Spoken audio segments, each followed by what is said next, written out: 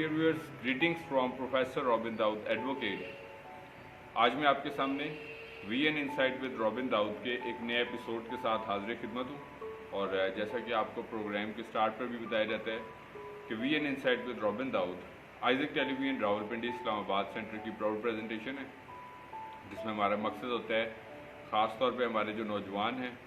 हमारे जो young professionals हैं, या तमाम वो लोग जिनका ताल्लुक़ लाइफ के किसी भी फील्ड से है और वो लाइफ में आगे बढ़ना चाहते हैं, ग्रोथ हासिल करना चाहते हैं, अवेयरनेस हासिल करना चाहते हैं, तो ये प्रोग्राम यकीनी तौर पर आपके लिए इसमें हम जो है वो सोशल एजुकेशनल अवेयरनेस भी शेयर करते हैं। और खुदा का शुक्र करते हैं इस बात के लिए कि गुज़िश्ता जब के एक तवील अरसे से ये प्रोग्राम आपके साथ तालीमी और शौरी आगाही के हवाले से पेश किया जा रहा है। और आपके से जो लोग भी इस प्रोग्राम को देखते हैं और जो कुछ सीखते हैं तो वो उनके लिए हेल्पफुल साबित होता है, अवेयरनेस हासिल करते हैं। और being the host of this programme, मेरा दिल खुदा की शुक्रगुजारी से भरपूर है जब खुदा में ऐसे मौके फराहम करता है कि हम अपनी सलाहितों के ज़रिए से, अपने नॉलेज के ज़रिए से भी खुदा के नाम को इज़्ज़त और जलाल देते हैं। और जैसा कि जो लोग हमारे रेगुलर व्यूअर्स हैं वो ये बात जानते हैं कि इस प्रोग्राम में हम ना सिर्फ आपके साथ सोशल और एजुकेशनल अवेयरनेस के डिफरेंट थाट्स को शेयर करते हैं, करियर काउंसलिंग्स के हवाले से शेयर करते हैं, डिफरेंट जो रिनाउंड इंटेलेक्चुअल और मोटिवेशनल थाट्स होती हैं लाइक डिफरेंट राइटर्स की और स्पीकर्स की, वो भी आपके साथ शेयर करते हैं ताकि हम अपने लाइक इन लर्निंग्स के ज़रिए से अपनी जो रोज़मर्रा ज़िंदगी है उसमें उसको हम अमली तौर पर भी जो है वो इम्प्लीमेंट कर सकें। और जैसा कि आज के दौर की अहम ज़रूरत भी है कि हम जबकि इस मॉडर्न वर्ल्ड में रहते हैं तो इस मॉडर्न वर्ल्ड में रहना और इसके साथ साथ डिफरेंट जो अवेयरनेस की चीज़ें उनसे बाखबर रहना और इसके साथ साथ अपने आप को एक कंस्ट्रक्टिव ह्यूमन बीइंग बनाना, तो ये सब मतलब इस प्रोग्राम में हमारा मकसद है। आज जैसा कि आप देख रहे हैं कि मैंने पाकिस्तान का जो फ्लैग है वो अपने लाइक ड्रेस पे जो है वो बिकॉज के you know our country is a great blessing for us. और हम समझते हैं कि बतौर मसीही होते हुए, बतौर अक़लियत होते हुए हम इस मुल्क के हम जो है वो पैट्रियट सिटीज़न हैं और हम खुदा का शुक्र करते हैं जब उसने हमें इस मुल्क में रखा है। और अगरचे हम चैलेंजेस हर जगह पर मौजूद होते हैं और बतौर मसीही, बतौर अक़लियत भी गुज़िश्ता सालों में आप देखते हैं कि बहुत सारे ऐसे वाक़े हुए कि जिसकी वजह से अक्सर जो है वो इंटरनेशनल कम्युनिटीज़ में अनफॉर्चुनेटली कंट्री का एक नेगेटिव इम्पैक्ट भी जाता है। लेकिन हमें फिर भी इस मुल्क के लिए जो है वो ना सिर्फ बरकत चाहनी है और बल्कि इसका एक यूज़फुल सिटीज़न बनना है और अपने आप को एक अच्छे एम्बेसडर ऑफ द क्राइस्ट, जिस तरह के मैं हमेशा अपने प्रोग्राम के इख्तिताम पर हर एपिसोड में भी आपको ये बात जो है वो एडवाइस करता हूँ कि हम जहाँ कहीं पे भी होते हैं हमारी ज़िंदगी से खुदा के नाम को इज़्ज़त और जलाल मिले। तो ये मैं समझता हूँ कि ज़मीनी ज़िंदगी पर रहते हुए भी ये हमारे लिए एक बड़ा अहम एलिमेंट होता है। और जबकि इंडिपेंडेंस डे का मंथ है और इस हवाले से मेरे माइंड में ये थॉट थी कि मैं VN इनसाइट के जो अगस्त के चारों प्रोग्राम्स होंगे तो वो मैं माइनॉरिटीज़ का, अक़लियतों का, जो नॉन मुस्लिम सिटीज़न्स हैं उनका जो किरदार है उसके हवाले से इनलाइटन करूँगा अपने व्यूअर्स को। तो हम अगस्त तो इस पूरी सीरीज़ को मैंने 4 एपिसोड्स में डिवाइड की है और 4 पार्ट्स में, part first, part second, part third और पार्ट फोर्थ। तो पार्ट फर्स्ट जो है ये आज आपके सामने पेश किया जा रहा है। और पार्ट फर्स्ट में हम जो है वो पाकिस्तान के बनने तक का जो अमल है बेसिकली तौर पर 1947 में तक जो है, तो उस वहाँ तक में जो अक़लियतें ख़ुसूसन जो मसीही हैं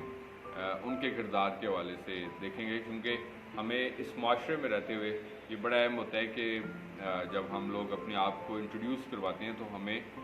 मतलब अपने जो दीगर कम्युनिटीज़ के लोग हैं उनको भी ज़रूर इस बारे में अवेयर करने की ज़रूरत होती है कि हमारा क्या किरदार है। और जब आप इस कंट्रीब्यूशन के बारे में सुनेंगे तो आपका सर जो है वो फ़ख्र से ज़रूर बुलंद होगा کہ آپ نے آپ کی کمیونٹی اور ہم سب نے لائک ملک پاکستان میں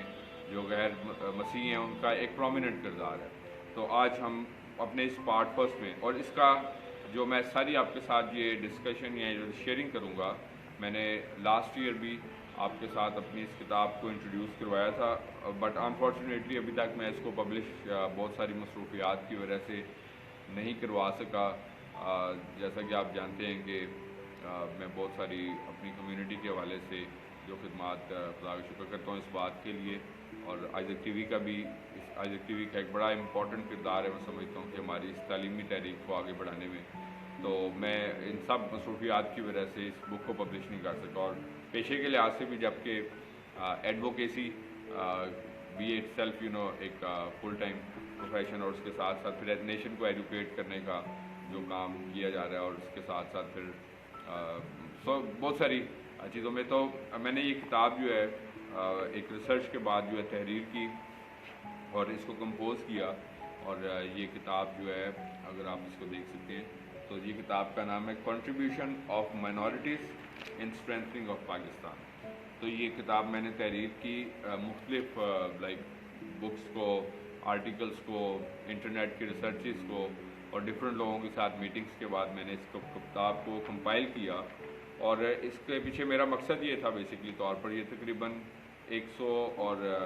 100 اور آلموسٹ 35 بکس پیجز کی یہ کتاب ہے،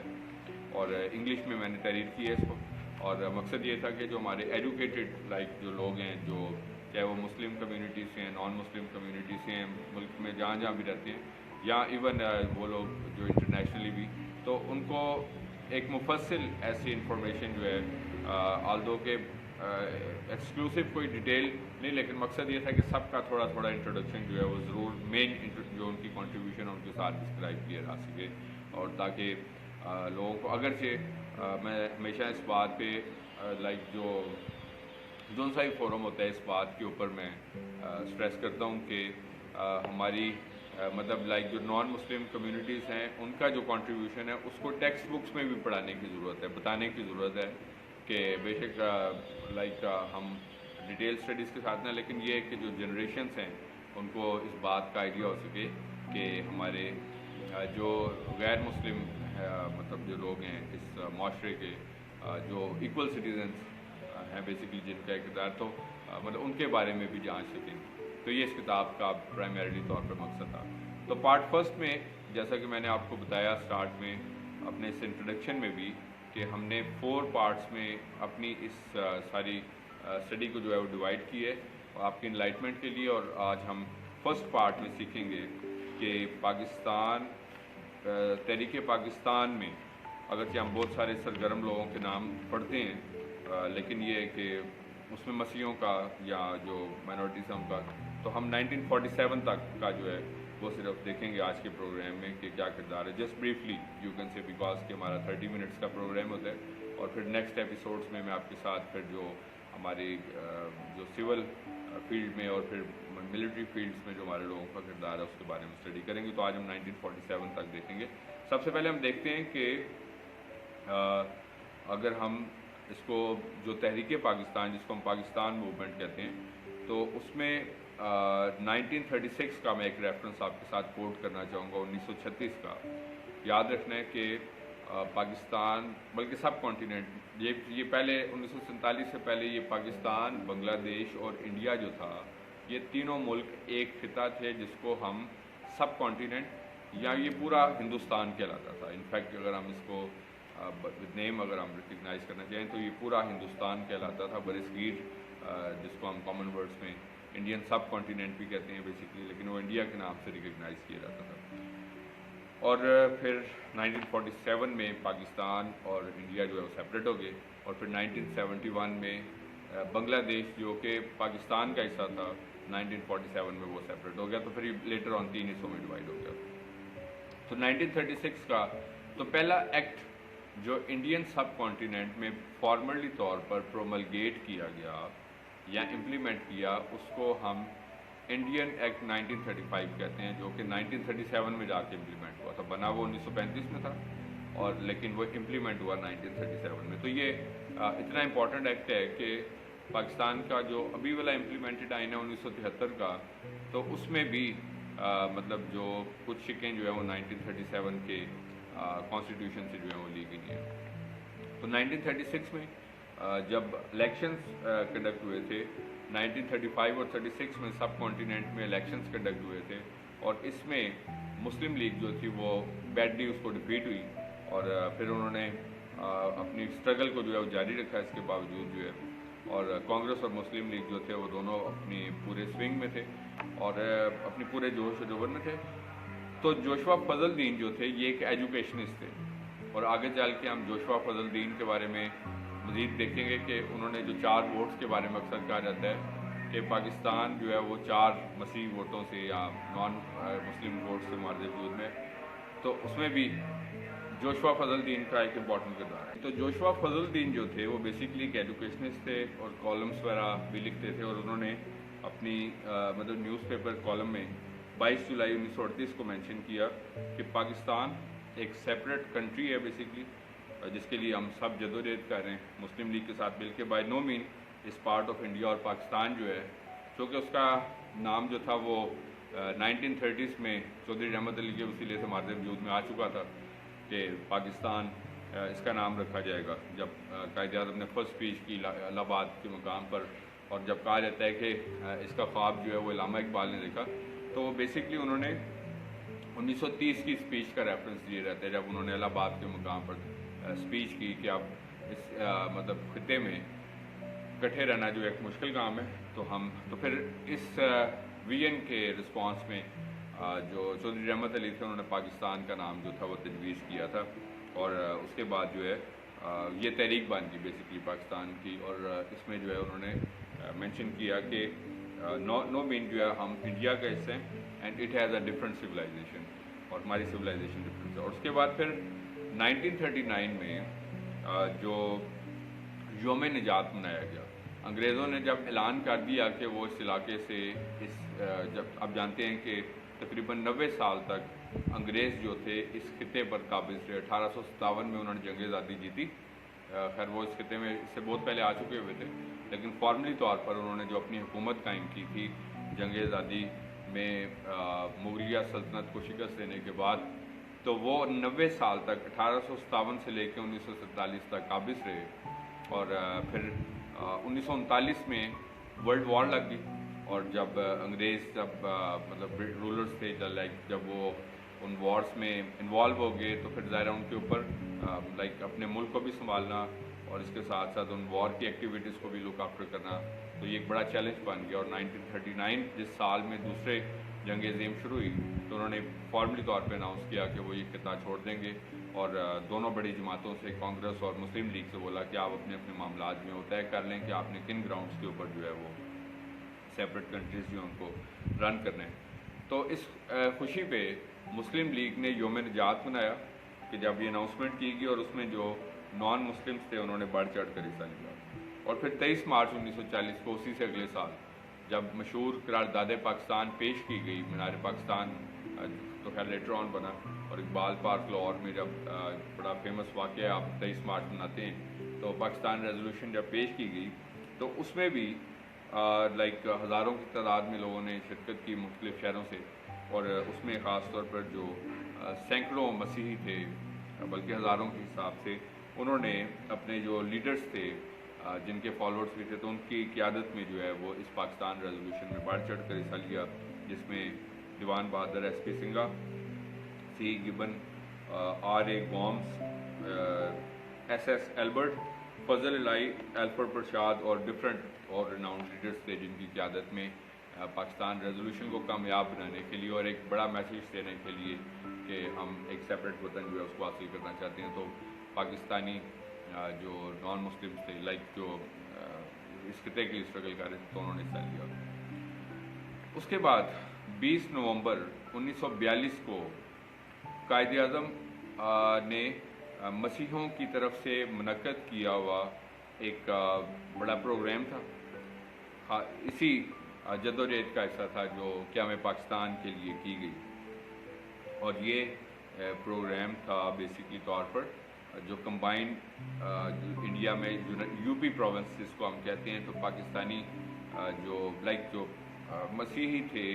उन्होंने ये प्रोग्राम कंडक्ट किया। पाकिस्तानी इसलिए नहीं कह सकते क्योंकि उस वक्त पाकिस्तान अभी तक मार्जर युद्ध में नहीं आया था 1942 को। तो 20 नवंबर 1942 को मसीहों ने एक बड़ा प्रोग्राम कंडक्ट किया यूपी प्रोविंस में, इसी क़याम पाकिस्तान और जो पाकिस्तान की तहरीक है उसके लिए। और उसमें कायद-ए-आज़म जो कि ये तहरीक पाकिस्तान को लीड कर रहे थे, तो उनको बतौर मेहमान ख़ुसूसी जो है वो इनवाइट किया इस कॉज को स्ट्रेंथन करने के लिए। और कायद-ए-आज़म ने यहाँ पर स्पीच करते हुए कहा कि अगर आप मुस्लिम लीग की इस कॉज को सपोर्ट करें जो तहरीक पाकिस्तान की है, तो पाकिस्तान के बनने के बाद, पाकिस्तान के बनने पर हम आपका ये एहसान सारी उम्र जो है वो नहीं भूलेंगे, हमारी नस्लें भी नहीं भूलेंगे। And we will protect your life's and assets, कि हम आपकी ज़िंदगियों को और आपके जानो माल को तहफ़्फ़ुज़ मुहैया करेंगे। तो ये मतलब उनका कमिटमेंट था जो मसीहों ने 20 नवंबर 1942 को प्रोग्राम तहरीक पाकिस्तान के सिलसिले में कंडक्ट किया। और उसके बाद जो है जो 1945-46 के इंतखाबात मुनक़िद हुए, और इस 45-46 के इंतखाबात को अगर हम पाकिस्तान के बनने का अगर हम टर्निंग पॉइंट ना कहें तो एक ज़्यादती होगी। मैं ये बात बताना चाहता हूँ कि इस 45-46 के इंतखाबात में जो मुस्लिम लीग थी, जो नुमाइंदा जमात थी पाकिस्तान बनने के लिए, तो उसने नुमायाँ बढ़तरी हासिल की। और इलेक्शन था इस चीज़ के लिए कि जिन इलाकों में मुस्लिम आबादी ज़्यादा है, तो उन इलाकों को जो है आप इलेक्शन कंटेस्ट करके देख लें और आपको वोट से अंदाज़ा होगा कि क्या लोग इस कॉज को सपोर्ट करते हैं। तो ये जो पाकिस्तान में पंजाब और सिंध और उस वक्त सरहद कहते थे KPK और बलूचिस्तान और ये सारा जो खिता था, इधर से मेजॉरिटी विन हासिल की, और वो बात स्टैम्प होगी बेसिकली पाकिस्तान के बनने पे। और लेकिन इसके बावजूद भी चूँकि हुकूमत उस वक्त फिर नहीं दी गई इनको, और फिर जवाहरलाल नेहरू जो था उसको हुकूमत दी गई, और उसके जवाब में फिर जो मसीह एजुकेशनिस्ट थे जिनका जिक्र मैंने पहले भी दिया, जोशुआ फजलुद्दीन, तो उन्होंने फिर मतलब अखबार में इसकी शदीद ना सिर्फ मजम्मत की बल्कि इसके साथ साथ उन्होंने मतलब मुस्लिम लीग को सपोर्टर्स थे ये सब मसीह जो थे, तो कहने लगे ब्रिटिश रूलर्स जो हैं उनको इस रियलिटी को, इस हकीकत को जितनी जल्दी हो तस्लीम कर लेना चाहिए कि पाकिस्तान अब एक अटल हकीकत बन चुका है, और अगर इस हकीकत को तस्लीम नहीं किया जाता तब मुल्क में अनारकी यानी कि मुल्क में इंतशार जो है वो मज़ीद फैलेगा, इस पूरे खिते में जो है इंतशार फैलेगा। और सबसे बढ़ के फिर जो एक इम्पॉर्टेंट काम हुआ, हम जब ये देख रहे हैं कि पाकिस्तान अक्सर हम जब जिक्र करते हैं, अभी मैंने चंद वाक़यात आपके साथ कोट किए, और उसके बाद मैं जिक्र करना चाहूँगा ख़ास तौर पर कि 4 वोट्स का अक्सर जिक्र किया जाता है कि पाकिस्तान 4 वोट मसीह लोगों के वोट से बना। अब वो क्या था बेसिकली, अब वो पाकिस्तान पूरा जो था ये 4 मसीह वोटों से नहीं बना था। मैं आपको बताना चाहता हूँ वो सिर्फ पंजाब प्रोविंस था, यानी कि जिसका ईस्टर्न जो पंजाब प्रोविंस है ना बेसिकली तौर पर, तो वो 4 क्रिश्चियन वोट्स थे। अब उसकी डिवीजन क्या थी मैं आपको बताना चाहता हूँ। अब वो चूँकि बहुत लंबी फहरिस्त है वोटर्स की, और वो डिवीजन क्या थी बेसिकली। मुस्लिम लीग के पंजाब में सबसे बड़ा प्रोविंस अभी भी आप जानते हैं पंजाब है, तो ऑफ कोर्स कि ये पाकिस्तान का ये पंजाब प्रोविंस मसीहों के वोट से मार्जिन यूथ में है नॉन मुस्लिम के। अब उसमें क्या था बेसिकली तौर पर कि पंजाब में जो सबसे जो 2 मजबूत जमातें थी वो यूनियनिस्ट पार्टी थी। यूनियनिस्ट पार्टी में कांग्रेस के सपोर्टर्स भी थे, यहाँ तमाम वो हम ख्याल लोग जो कि पाकिस्तान बनने के मुखालिफ थे, जिसमें मेजॉरिटी जो थे वो हिंदू थे, सिख्स भी थे, और इवन कोई मुस्लिम कम्युनिटी के भी कुछ लोग जो मतलब थे वो भी थे। तो वो यूनियनिस्ट पार्टी के जो तादाद थी वोट्स की बेसिकली तौर पर वो टोटल थी जी, मैं आपको बताना चाहता हूँ 96। कितनी थी? 96। अब लोग कहते हैं 88 वोट बराबर थे। अब वो हो क्या था, यूनियनिस्ट पार्टी के पास वोट थे 96 और मुस्लिम लीग के पास वोट थे 80। 16 वोट्स का फ़र्क था, 4 का नहीं था, 16 का वोट था फ़र्क। अब हुआ क्या, ہوا یہ کہ یونینسٹ پارٹی میں جس طرح میں نے بتایا کہ جو پاکستان مخالف اس سلوگن پہ چل رہا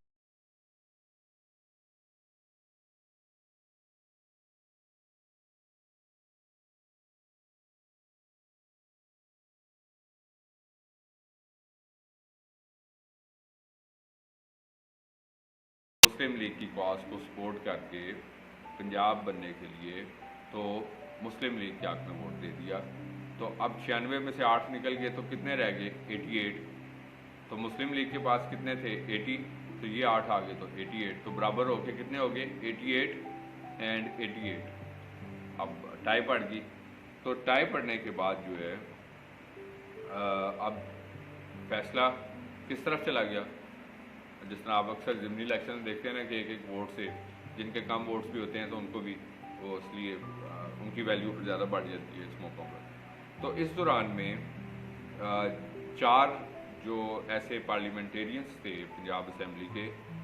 جس میں دیوان بہادر ایس پی سنگھا جو تھے جنہوں نے مطلب جو نان مسلم مطلب لوگ تھے ان کو اس بات کے لیے قائل کیا کہ ہمیں ہر صورت مسلم لیگ کو سپورٹ کر کے پنجاب کو پاکستان کے حق میں کرنا ہے. تو دیوان بہادر ایس پی سنگھا کو ہم اس کا کریڈٹ دیں گے کہ جنہوں نے ان کو کنونس کیا. لیکن جو باقی 3 لوگ ہیں آف کورس کہ ان کی نہ صرف موومنٹ میں اسٹرگل بھی تھی اور وہ through out the movement struggle کو سپورٹ بھی کرتے تھے. اور اس میں دوسرا نام جو تھا ایس پی سنگھا کے بعد جو ہے وہ لیٹر آن ہم ان کریکٹرس کے بارے میں پڑھیں گے بھی اگلے ایپیسوڈ میں. تو دوسرا نام جو تھا ایس پی سنگھا کے بعد وہ ماسٹر فضل لڑائی تھے جن کے بارے میں ابھی میں نے آپ کو دوسرے تھے ماسٹر فضل لڑائی تھے. اور تھرڈ ون تھے سی ای گبن. سی گبن جو تھے یہ بیسکلی اینگلو بیسکلی کمیونٹی سے بلانگ کرتے تھے. یہ belong to the Anglo communities. تو 3 لوگ کون ہو گئے جی؟ دیوان بہادر ایس پی سنگھا جو ان کی قیادت کر رہے تھے, ماسٹر فضل الہی, تھرڈ تھے جی سی ای گبن, اور فورتھ تھے جوشوا فضل دین. تو یہ 4 لوگوں کے ووٹس ڈال کے جو پاکستان کا صوبہ پنجاب کو پاکستان لانے کے لیے ان کا کردار تھا. سو ووٹس ہو گئے 92. تو یہ ایک میریکلس سچویشن بن گئی کہ کدھر جس جماعت کے 80 ووٹ تھے اور 16 ووٹس کا فرق تھا تو وہ جماعت جو ہے وہ 4 ووٹ سے ون کر کے تو پنجاب جو ہے وہ سب سے بڑا صوبہ پاکستان کے پاس آ گیا. تو یہ میں سمجھتا ہوں کہ ایک بڑا ایک اہم واقعہ تھا. اور آج اس کے ساتھ پھر پاکستان میں جو میں جلدی سے آپ کے ساتھ یہ شیئر کروں گا کہ جو مسیحی تعلیمی اور ادارے کیا کردار ادا کر رہے ہیں. لائک ہاسپٹلس ہیں اور بہت ساری آپ کو بلڈنگس ایسی نظر آتی ہیں جو بڑا نمایاں کردار ادا کر رہے ہیں. تعلیمی ادارے بھی. سو ایجوکیشن اور ہیلتھ میں خاص طور پر جو مسیحی ادارے ہیں ان کا ایک بڑا پرومیننٹ کردار. آپ کو بہت نمایاں لوگ بھی نظر آئیں گے جو مسیحی تعلیمی اداروں سے لاغف شکر کرتے ہیں اس بات کے لیے. تو جو پرومیننٹ ونس ہیں جو اس میں مرے کالج سیالکوٹ ہے, جس طرح کہ F C college university Lahore ہے, ایڈورڈس کالج پشاور ہے, راولپنڈی کا گارڈن کالج ہے, اور اسی طرح پھر یہ سینکڑوں کی تعداد میں اسکولس بھی مطلب بہت سارے ایسے کرسچن آپ کو جو مشنری اسکول ملتے ہیں. اور پھر اسی طرح یو سی ایچ لاہور ہے,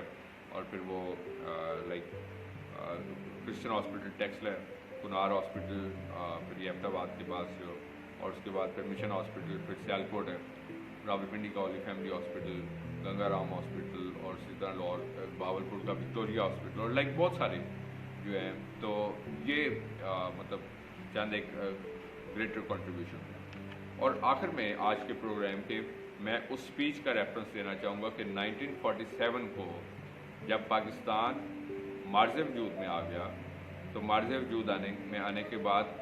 پاکستان میں قانون ساز اسمبلی جو تشکیل دی گئی, سب سے پہلی قانون ساز اسمبلی تشکیل دی گئی. تو آف کورس کے بہت سارے لوگوں کا کردار تھا, لیکن قائد اعظم چونکہ موومنٹ کو لیڈ کر رہے تھے تو قائد اعظم کو فرسٹ گورنر جنرل جو ہے وہ اپوائنٹ کیا گیا. اور 11 اگست 1947 کو انہوں نے قانون ساز اسمبلی سے اسپیچ کرتے ہوئے جو بہت ایک ڈیٹیل اسپیچ کی, پاکستان کا مینیفیسٹو جو ہے ڈسکرائب کیا. لیکن خاص طور پر انہوں نے اقلیتوں کے کردار کو بھی سراہا. قیام پاکستان کے سلسلے میں, پاکستان کے بننے کے سلسلے میں انہوں نے اقلیتوں کے کردار کو بھی سراہا. اور اپنی فرسٹ اسپیچ میں اس ماڈریٹ پاکستان کا ذکر کیا کہ you are go to free to your temples, آپ آزاد ہیں آپ بے شک آپ مندر جاتے ہیں، آپ چاہے مسجد میں جاتے ہیں، آپ چاہے گرجا گھروں میں جاتے ہیں، آپ کسی بھی جگہ پہ عبادت کے لیے جاتے ہیں، ریاست کا آپ کے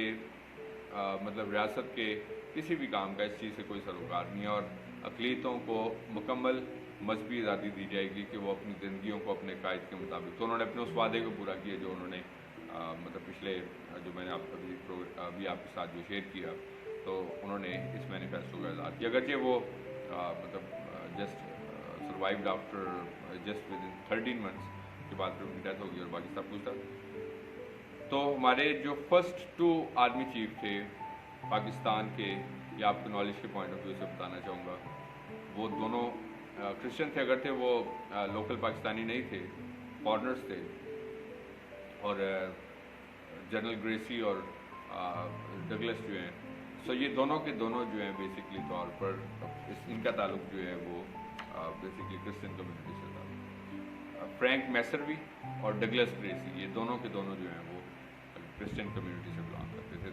آلدو دے ور ناٹ پاکستانی، اور بعد میں لیٹر آن جو ہے وہ موو کر گئے واپس۔ سو یہ دونوں first 2 army chief of army staff تھے پاکستان۔ تو یہ آج کا پروگرام تھا، اگلے جو پروگرامس ہیں اس میں ہم جو دیگر لوگوں کا کردار ہے وہ اپنے پارٹ 2، 3 اور 4 میں آپ کے ساتھ شیئر کروں گا۔ آئی ہوپ سو کہ آج کا پروگرام بھی آپ کے لیے سورس آف انفارمیشن اور سورس آف نالج ہوا ہوگا، اور آپ نے بہت کچھ اسے سیکھا ہوگا۔